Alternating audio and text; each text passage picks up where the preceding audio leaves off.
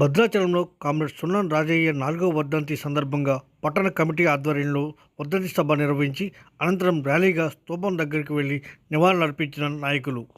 ఈ కార్యక్రమంలో అధిక సంఖ్యలో పాల్గొన్న సిపిఎం పార్టీ నాయకులు, కార్యకర్తలు. జోహార్ కామ్రేడ్ సున్నం రాజయ్య గారు, జోహార్ కామ్రేడ్ సున్నం రాజయ్య గారు.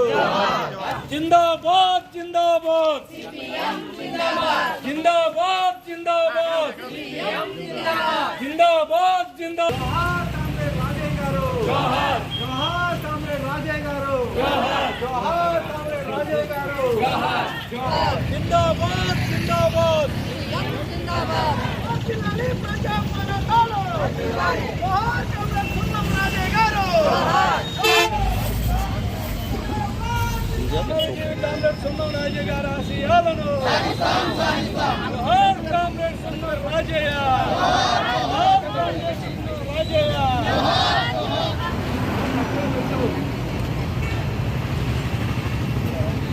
Salute!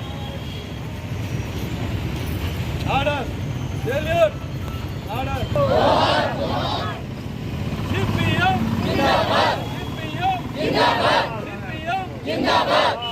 అమరవీరుడాని ఆశయాలను, అమరవీరుడాని ఆశయాలను, జోహార్ కామ్రేడ్ సున్నం రాజయ్య గారు.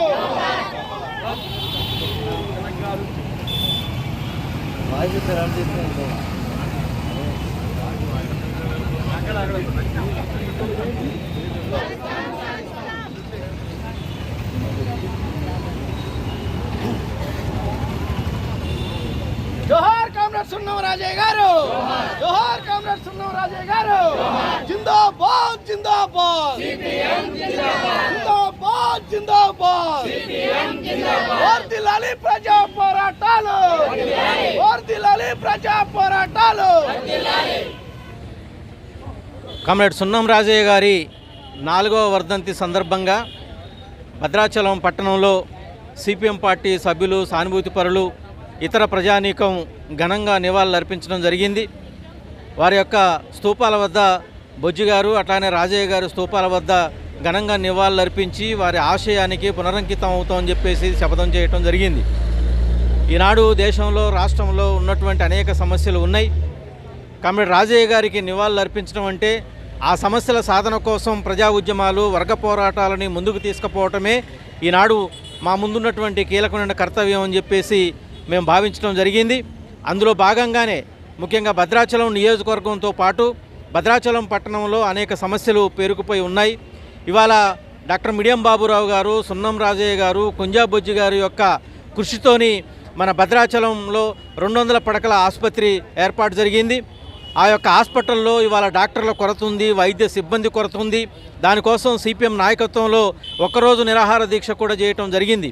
అంటే అధికారులు కానీ, ప్రభుత్వం కానీ తక్షణమే స్పందించి డాక్టర్ని నియమించాలని, వైద్య బృందాన్ని ఏర్పాటు చేయాలని చెప్పేసి దానికోసం అనేక ఉద్యమాలు, పోరాటాలు ఇప్పటికే సాగాయి, భవిష్యత్తులో కొనసాగిస్తాం. అదే రాజయ్య గారికి ఇచ్చేటటువంటి నిజమైన నివాళి.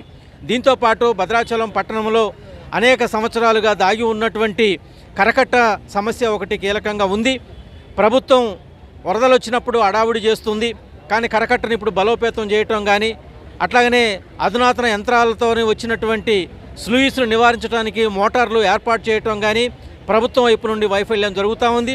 మొన్న వచ్చినటువంటి కొద్దిపాటి వరదలకే అతలాకుతలం అయినటువంటి పరిస్థితి ఉంది. కరకట్టని పొడిగిస్తున్నాము, నిర్మాణం చేపడుతున్నాము, భద్రాచలం పట్టణంలోనికి చుక్క నీళ్లు కూడా రావని మంత్రి గారు ప్రకటించారు. చాలా సంతోషం, మేము కూడా అదే కోరుకుంటున్నాం. ఎందుకంటే అనేక పోరాటాల ఫలితంగా ఇవాళ ప్రజలు బిక్కుబిక్కుమంటూ వరదలు వచ్చినాయి అని అంటే ఇబ్బంది పడుతున్నారు. కాబట్టి ఆ ఇబ్బందిని గమనించి ఇప్పుడున్నటువంటి కరకట్టని స్ట్రెంథన్ చేయాలి, దాన్ని పటిష్టం చేయాలి, స్లూయిస్ను నివారించాలి. శాశ్వతంగా ఒక నిర్దిష్టమైనటువంటి ప్రణాళికతోని భద్రాచలం పట్టణంలో నీరు రాకోకుండా చూడవలసిన బాధ్యత ఈ ప్రభుత్వం పైన ఉంది. అది కనుక జరగకపోతే ఆ పోరాటాన్ని మునుముందుకి కొనసాగిస్తామని చెప్పేసి కూడా మేము ప్రభుత్వాన్ని హెచ్చరిక చేస్తూ ఉన్నాం. ప్రజలకు ధైర్యంగా ఉంటాం, అండగా ఉంటాం, ఆ పోరాటాలు ముందుకు తీసుకుపోతాం. దాంతోపాటు 2 ప్రభుత్వాలు, తెలుగు ప్రభుత్వాలు, తెలుగు రాష్ట్రాల యొక్క ప్రజల సౌరోగ్యాన్ని దృష్టిలో పెట్టుకొని 5 గ్రామ పంచాయతీలని ఇక్కడ భద్రాచలంలో కలిపి ఆ రకంగా శాశ్వత నివారణ చేసేదానికోసం ప్రయత్నం చేయాలని కూడా మేము ప్రభుత్వాలను డిమాండ్ చేస్తున్నాం. తెలంగాణ రాష్ట్ర ప్రభుత్వం ఆ ప్రయత్నం చేసింది, కానీ అది సరిపోదు. అఖిలపక్షాన్ని తీసుకెళ్లి ఢిల్లీకి పోయి అయినా సరే, కేంద్ర ప్రభుత్వాన్ని దగ్గర రాయబారం చేసైనా సరే 5 గ్రామ పంచాయతీలను ఇందులో కలపాల్సిన అవసరం ఉన్నది. దీంతోపాటు భద్రాచలం పట్టణంలో ఇళ్ల స్థలాల సమస్య అనేది కీలకంగా ఉంది. డబుల్ బెడ్రూమ్ నిర్మాణం జరిగింది, వరద బాధితులకు ఇస్తామని చెప్పారు, వారికి కూడా ఇవ్వలేదు. ఆ ఇండ్లు అట్లాగనే ఉన్నాయి, అరకొరక సౌకర్యాలు మాత్రమే దాంట్లో ఉన్నాయి, కరెంటు లేదు, డోర్లు లేవు. ఇట్లాంటి వాటిని పైన కూడా రేపు రానున్నటువంటి కాలంలో మా పోరాటం ఉధృతంగా ఉంటుంది. దీంతోపాటు భద్రాచలం పట్టణంలో అంతర్గత రోడ్లు, అంతర్గత డ్రైనేజీ సిస్టమ్ అనేది చాలా అస్తవ్యస్తంగా ఉంది. దానివల్ల మంచినీటి సమస్య కొరత ఏర్పడతా ఉంది. దీనిపైన కూడా ప్రజల తరపున నికరంగా నిలబడి పోరాటం చేయడానికి సిపిఎం పార్టీ ఎల్లవేళలా ముందుగా ఉంటుంది. ఆనాడు ప్రజాప్రతినిధులుగా ఉన్ననాడు వారి యొక్క అండతోని, వారి యొక్క కృషితోని వచ్చినటువంటి నిధులు, ఆ కృషి ఫలితంగానే ఉన్నటువంటి రోడ్లు, ఆ కృషి ఫలితంగా ఉన్నటువంటి వాటర్ నివారణ సమస్యలు, అట్లానే అంతర్గత రోడ్లు, డ్రైన్లు, ఇవి తప్ప ఇప్పుడు మారినటువంటి ప్రభుత్వాలు వాటి కోసం నిధులు వెచ్చించడం కానీ, ఆ నిధులు ఒక నిర్దిష్టమైన ప్రణాళికతో ఖర్చు చేయడం కానీ జరగట్లేదు. అందుకోసం సిపిఎం పార్టీ గెలిస్తే మరింత సేవ చేయడానికి ఆ ప్రజాప్రతినిధి పదవులని ఉపయోగిస్తాం. లేదు అనుకుంటే కామ్రేడ్ రాజయ్య గారు ఇచ్చినటువంటి స్ఫూర్తి ఏదైతే ఉందో అది పోరాటాల స్ఫూర్తి, ఉద్యమాల స్ఫూర్తి. ఆ పోరాట స్ఫూర్తితోని మేము ప్రజల తరపున ఎల్లవేళలా అండదండలుగా ఉండి ఆ పోరాటాలను కొనసాగిస్తాం. ఆ పోరాటాలు కొనసాగించడమే కామ్రేడ్ సున్నం రాజయ్య గారికి ఇచ్చినటువంటి ఘనమైన నివాళి. అటువంటి పోరాటాలకు సిపిఎం సిద్ధంగా ఉంది. ప్రజలు కూడా భాగస్వాములు కావాలని చెప్పేసి విజ్ఞప్తి చేస్తున్నాం.